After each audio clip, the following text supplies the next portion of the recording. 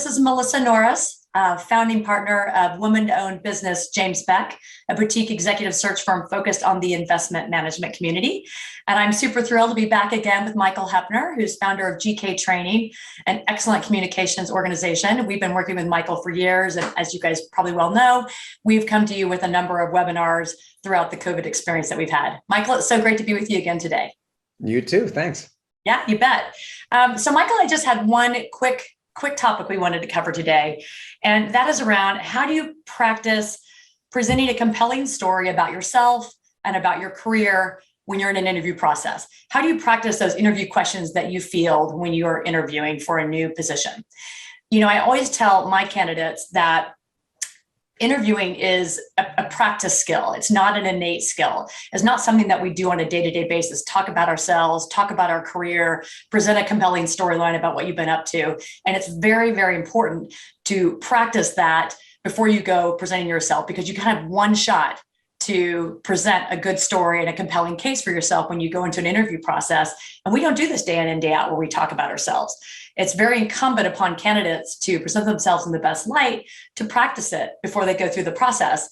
And, you know, as an example, I do this all the time. When I launch a new search, I kind of practice the pitch, if you will. I practice it in my car, I practice it in front of a mirror until I get it down and it's smooth and I know what the compelling elements are of the story and it's succinct and to the point. It doesn't come naturally when you launch a new project. It's the same thing with an interview process. And so the question is, what is the best way to practice these skills so that you bring your best self forward when you go through an interview process? And Michael, as a communications expert, I'm sure you have great thoughts around this. One of the biggest ideas I will share with people is just reversing the order of operations. So I'm going to talk about that first. Then secondly, I'll talk about a creative way to do that. And then third, I'll offer a piece of technology that people can use if they want to. So what do I mean by order of operations? There's a real trap with practicing, which is that people write first. And they write down every single thing they think they should say on an answer. And then they try to memorize it. So I often coach people to reverse that and instead do something I call out loud drafting, which means you stand up, walk around a room, and assuming you have a list of questions you might anticipate you'd have to answer in an interview, you practice answering those questions out loud first. So you pose a question to yourself, whatever the question is, and you just answer it, whatever comes to mind, out loud right off the bat. Do that a few times. It's lightning fast, and I promise your content will get better by the third time. Then write down a couple ideas, quick bullet notes of what you might want to say. The idea here is you're putting language into how it actually comes out of your mouth as opposed to how it comes out of your fingertips. And you're internalizing some muscle memory of doing so in a relaxed way. So that's the first idea. And it makes such a difference. If I go at it cold without practicing, I always find I'm stumbling. I don't quite get it right. It makes such a difference if I rehearse it a number of times on my own. And then when I go to market, it's fully baked. Yeah, exactly. And you're one step ahead of the game because you know that's useful to you. You've built a practice of doing it. A lot of people, though, they don't even do that. It just feels like an obstacle. They procrastinate. They don't do it. So here's a fun idea about how to make your practice more fun, which is more creative, which is give yourself license to do it like different forms of entertainment or fiction even.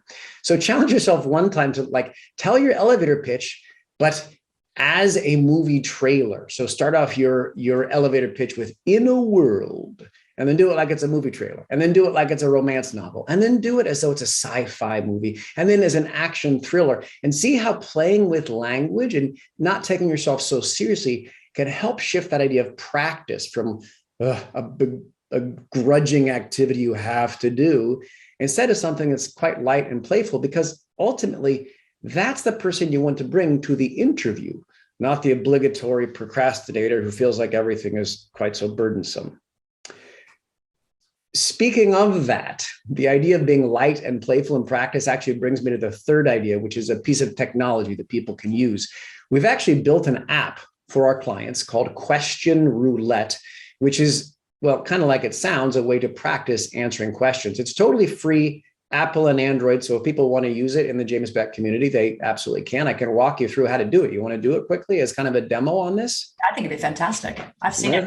Why not? So I'll share my screen. Bear with me, folks, while I get that loaded up.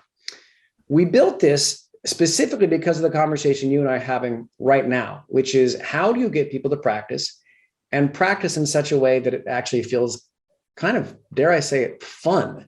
And that's a big challenge. So we built this app for that reason. So first of all, Melissa, can you see my phone home screen there? Yeah, I can see it great. Cute kids. Okay. Well, thank you. Everyone in the audience, you can all go, oh, look at Michael's kids. There they are. That's Bo and Olivia, folks. Anyway, not about my kids. Let's get onto the app. Do you see my cursor kind of circling what's called question roulette right there? I do. Okay, I'm going to click on that. It's closed. It was open, so I'm going to open it back up for a second. Do you see my home screen now? Yes. Okay. So this is the generic version that people can access for free. There's a button there to skip the login. You can create your own account if you want to, but just to show you how it works, I'll skip the login right there. You get these categories of questions: business, relationship, life purpose, cocktail party. You tell me, choose a category, we'll play around with it. Which one you want to play with, Melissa? Business, I think, is appropriate. All right, so we'll click on that. There's a whole list of questions here, and you can just choose one and practice answering the question. Or you can do two of these blue buttons on the bottom of the screen, roulette, which means a question gets chosen for you at random.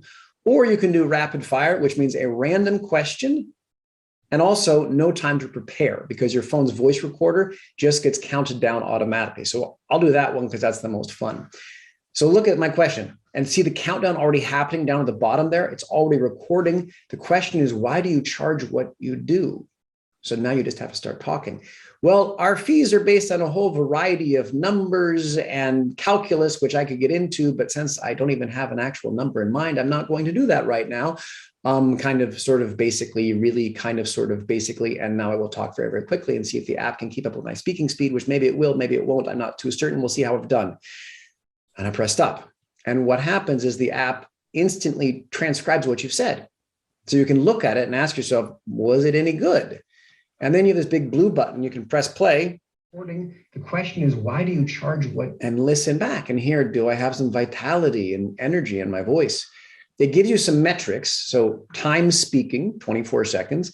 It gives me the number of ums I used, one every 24 seconds, which filler words I had, and then also my total rate of speech. And each of these mapped as a metric. So if you click on time speaking, you get some guidance about your answer, as well as a link to a drill to work on brevity.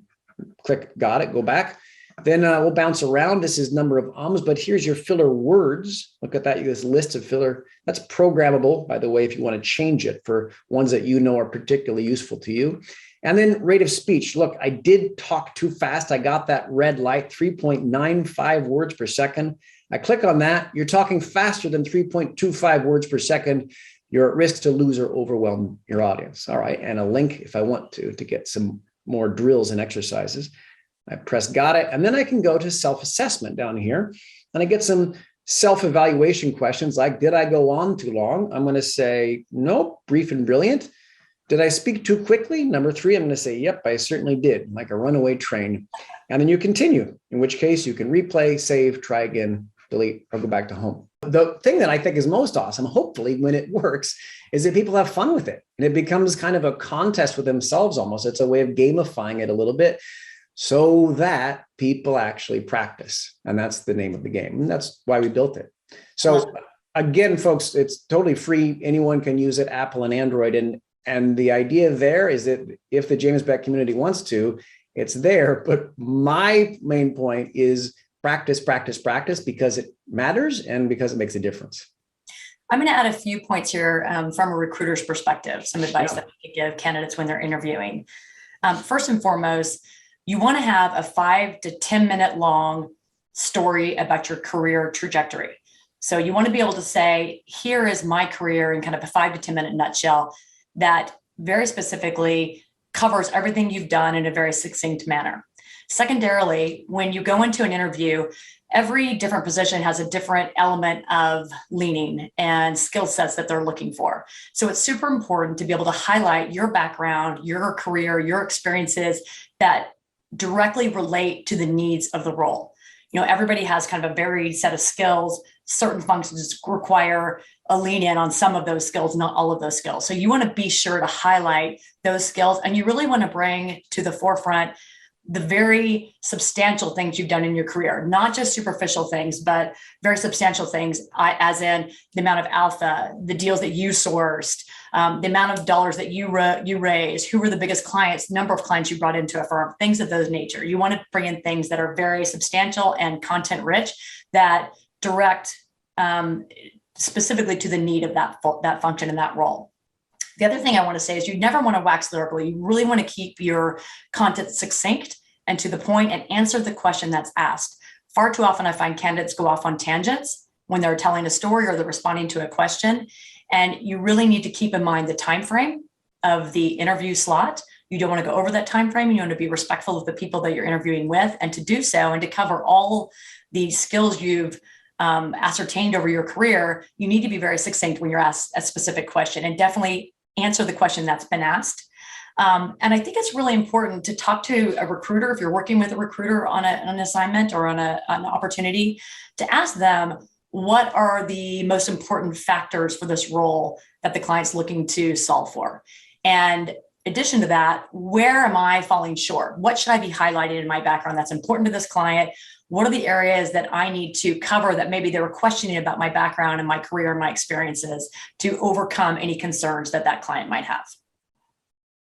So those are my takeaways of things that I think are super helpful. The last comment I'll make is when you're presenting, and Michael, you know this more than anyone else, you got to tell a story. You don't kind of engage people if you're just giving bullet points. That's not exciting. You got to have intonation. It's got to have color. It's got to have, interest to it. You got to bring it to life. And so you have to do that with your career as well, to a certain degree, and that will engage your audience. I agree with every single thing that you just said. That's great. Well, listen, we thank everybody for listening in, and we'll be back to you with another webinar shortly. Thanks, everyone. Thanks, Michael.